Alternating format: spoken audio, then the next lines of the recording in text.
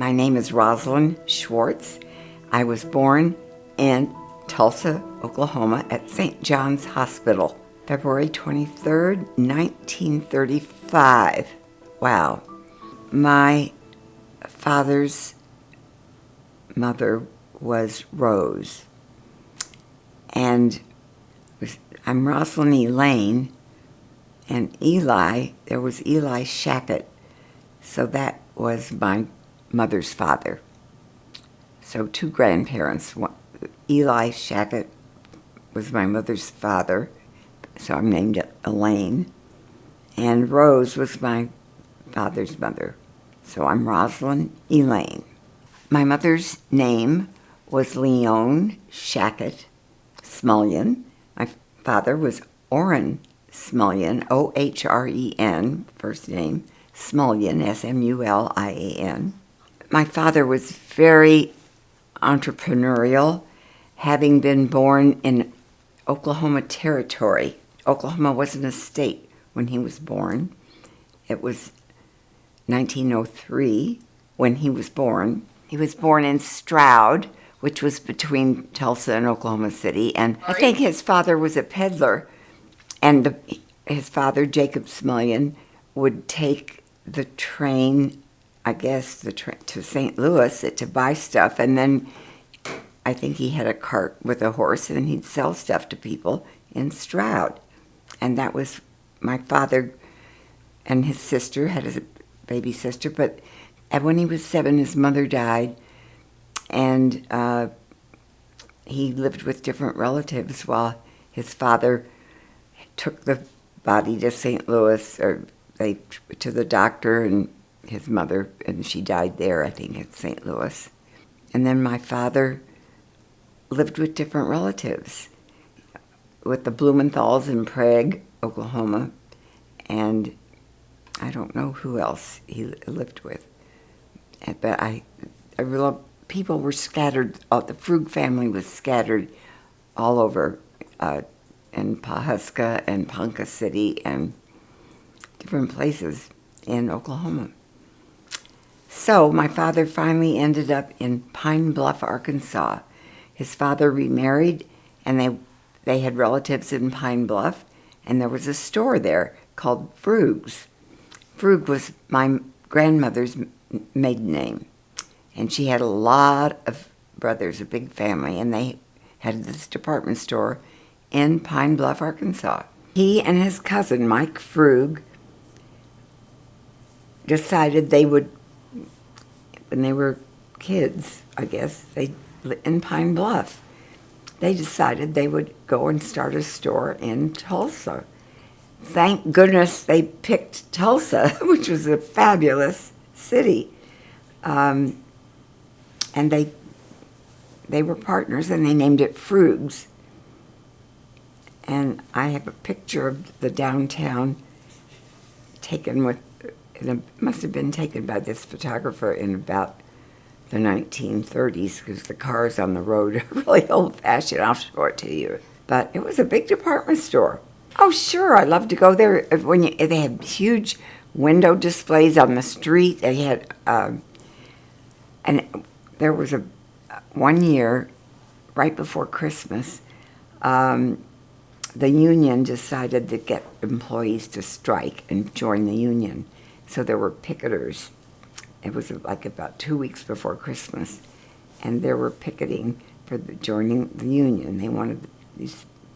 So the family members and friends went in to help with the store. I was about 10 years old, I would think, but I went in there because it was, right before Christmas.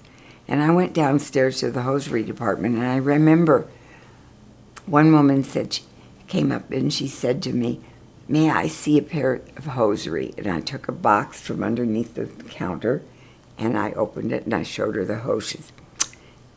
I'm not sure I like that, nylon stocking. So I folded it back up nicely, put it back in the box, took the same box out again, showed it to her. She said, "Oh, that's fine," and she bought that one. So I had fun doing that.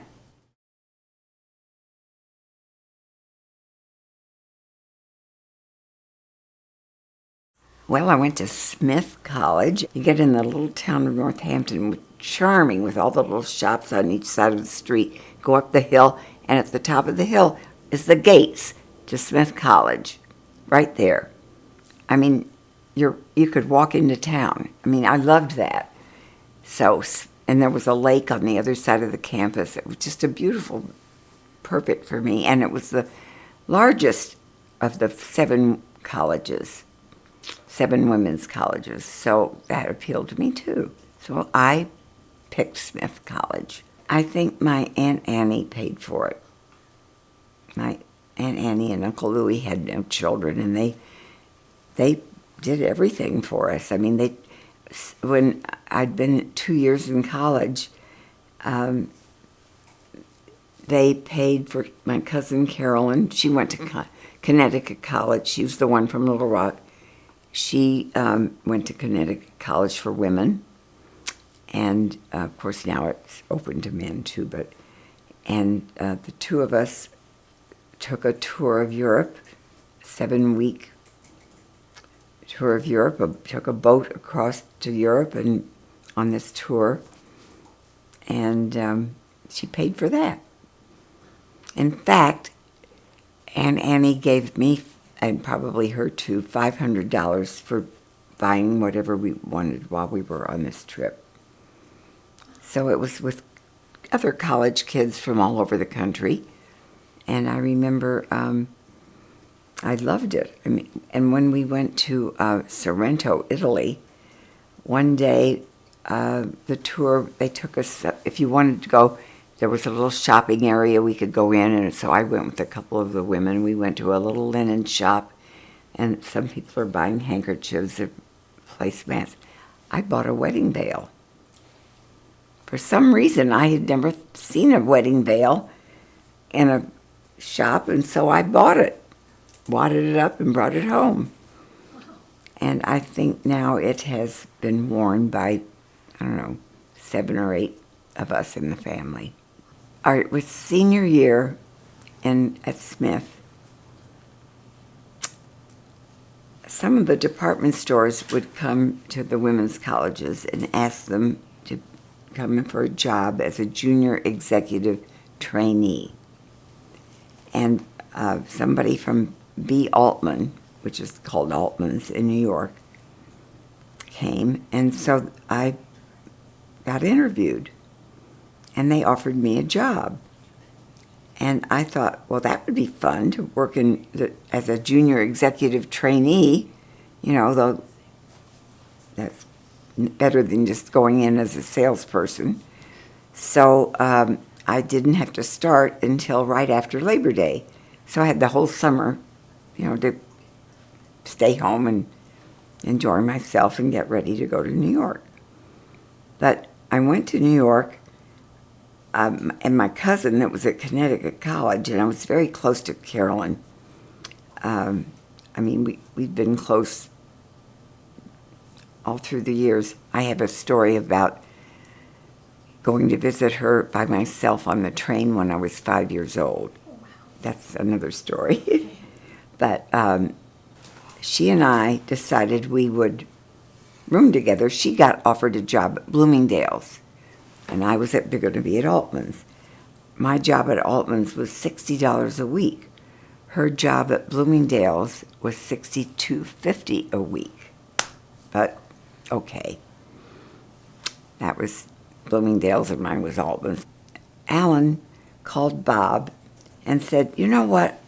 I've got to go to, I have to go to Andover to my reunion in June, and June 5th, I can stop in New York and see you.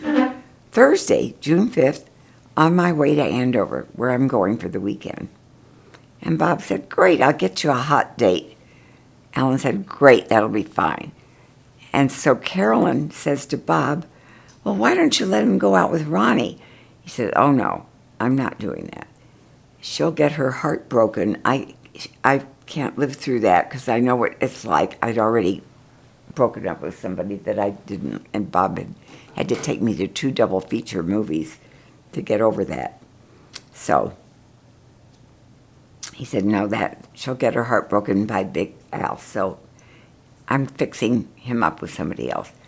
All right, so the hot date calls Bob and says she got sick and couldn't go.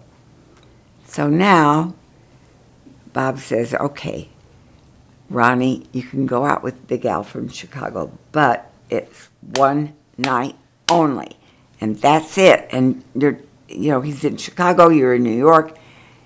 That's not going to work. So that's it. I said, okay, one night. By this time, I am in the publicity department at B. Altman. I mean, I've been promoted to that. And we had a fashion show that morning, and the clothes are all this is a Thursday night that we're going out. So I see that we had shown an authentic 1920s flapper dress in the fashion show. So I take that and put it in a bag. I go through the store, I get all kinds of accessories, put it in the bag, take it home. Bob picks up Alan from the airport and says, all right, let me tell you what's going on. I was going to fix you up with a hot date for tonight, but she got sick. So you're going to go out with my girlfriend's cousin, and she's a nice Jewish girl from Tulsa, Oklahoma. So, this is nothing to get excited about. So Alan says, fine, we'll go for a drink, and that'll be that. And they ring the doorbell to our apartment, and I've got on this flapper dress, which is a sleeveless black neck dress with a big circle of black sequins with rays of sequins all over it and a fringe of pearls. And I have on long black gloves, and I have a headache band and a cigarette holder. I mean, if I didn't have a cell phone, if I'd had a picture of Bob Block's face, that would have been perfect. So anyway, they come in. Welcome to our apartment. So Alan says, I've got to go wash my hands. So I take him to the bathroom, and he rolls up his sleeves, and I take one look at his arm. I really like this arm. I didn't know what a tennis player he was, but he had this great arm.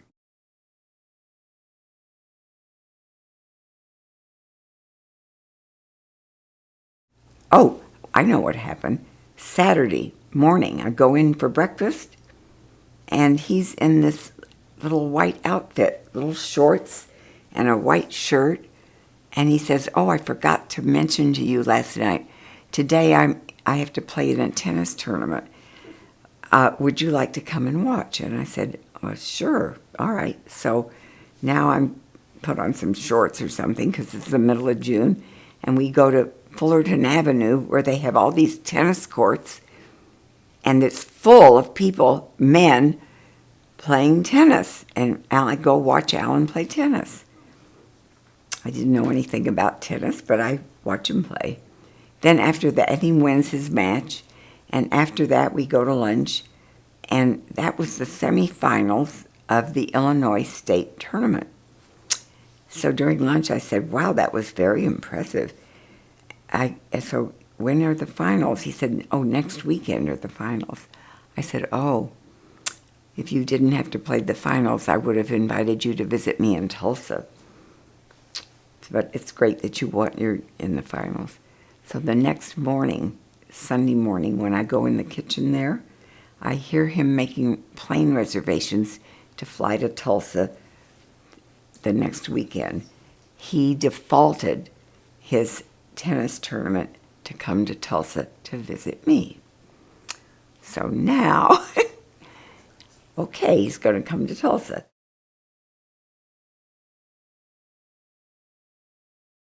I meet his parents. Freddie they come in on Tuesday. I go to the Empire State Building to Longsham's restaurant, and I meet them.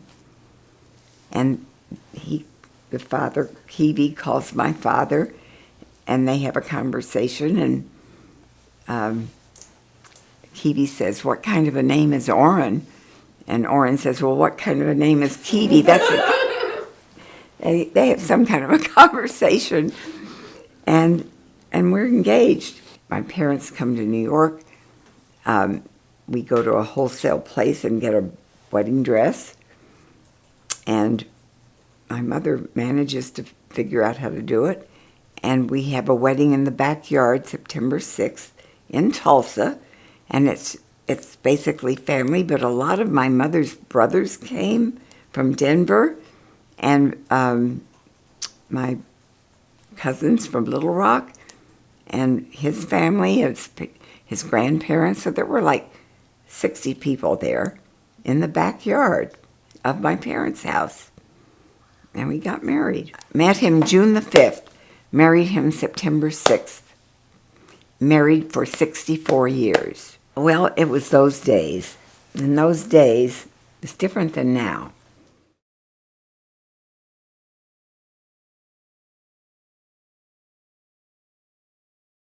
My theory is, if you can handle boys until they're 8, you know, they're busy with all their toys and stuff, throwing it around all over the room, but then they get big enough to go outside and play and be with their friends, and they're fine after they're 8. And they get involved with sports and doing stuff. And girls are wonderful until they're about 11. You know, they're terrific little girls. They're so cute. They play with their dolls. They do with all this stuff. And then they get big enough to be involved with other kids and make dates and do that. And then kind of start developing a little bit, and they get their period or whatever, and they change a little bit, and they start getting interested in maybe what they're going to do with boys.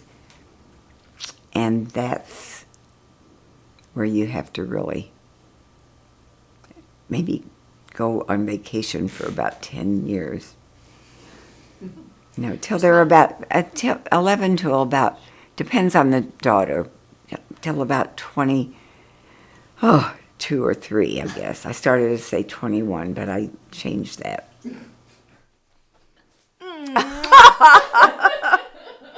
Oh, that's so nice. I was driving down the street one day on Roger Williams. At those days, Ravinia School had an ice rink right by Roger Williams. And it was wintertime, and Andrew, her brother, had this hockey equipment on, and was playing with all these boys with their hockey equipment. And Sally is at the net, being the goalie, and she's just in her regular clothes, and she's the goalie, and these guys are working with the hockey, and I slam my brakes on, and I get her. I said, "Get in the car now!" And I think I got Andrew too. I said, "You're coming. You're getting out of this thing," and I get them home. So mad. There's great grandbabies now, and they are adorable, but I don't spend enough time with them, so it's fun when I see the babies, and I have a wonderful bigger family, so I'm happy about that. I think this last few days over Thanksgiving, we had a wedding, so that was marvelous. It was an absolutely fabulous event. It was so nice. So happy for me, a great memory. Now, my daughter-in-law, Claudia, she's wonderful with the babies. I mean, I see her actually communicating with the little babies. My grandkids are grown-ups now. They're all adults. So I like the fact that they're all functioning very well in the world and get along well together. I feel like we're a connected family. That makes me very happy. I would like to say that I hope you continue enjoying your lives with your spouses and getting along with all the cousins like you already do. It's wonderful to be a member of a big, happy family, and I feel very lucky about that we're all close. You know, you see too many families that have very difficult times, and we're very fortunate. very fortunate to be together and to like each other. I mean, I'm used to being an only child, and so being by myself is normal for me. But they all adjust to their situations, so that makes me very happy that they do that. Well, I felt very lucky that at our house at 666 Rice Street, which of course when we moved there, we were people that have an address with 666 would always change the number for whatever reason that was. It was some kind of an awful number, apparently. But I liked 666. And when we decided to build the pool, when Alex was 1 year old, he had his birthday party there, and that was the beginning of a lot of great memories of the children coming, the grandchildren coming to see us and enjoying being in the pool. And sometimes they would all line up at the end and jump in together, which scared me to death, but they did that. And it was a very marvelous memory with that pool. You know, my father and mother had a pool in Tulsa. They built the pool. This was what my father had dreamed about. And that was a wonderful gathering place. I was born in Oklahoma. I feel good about that.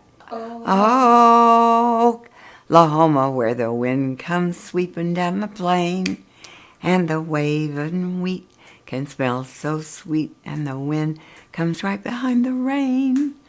Oh, Oklahoma, every night, my honey lamb and I sit alone and talk and watch a hawk making lazy circles in the sky. We know we belong to the land, and the land we belong to is grand. And when we say, yow, I-yip-I-O-E, ay, we're only saying you're doing swell, Oklahoma, Oklahoma, O-K-L-A-H-O-M-A, Oklahoma. I can't sing. Okay. You know, it was fun because when I went to college, I was from Oklahoma. You know, it made me special. Come and stand over there and let me see if I can tell them some things I need to tell them. This better be nice. We love you. And we get to help edit. What makes me so very happy is that my children love each other. I can't tell you how that makes me feel. So, the fact that they're best friends and they respect each other's ideas and get along together makes me so very happy. That's what I wish for them to always have with their children and families. I love them all very much. It means a lot. I love you so much.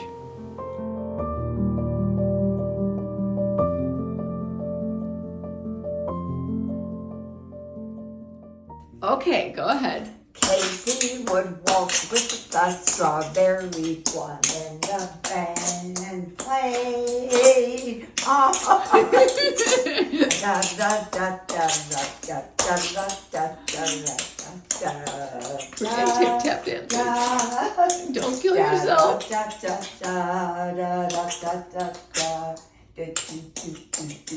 Hold on. Hold on. Oh, I'm not holding on anymore. Okay. Take a bow. Woo! Good job.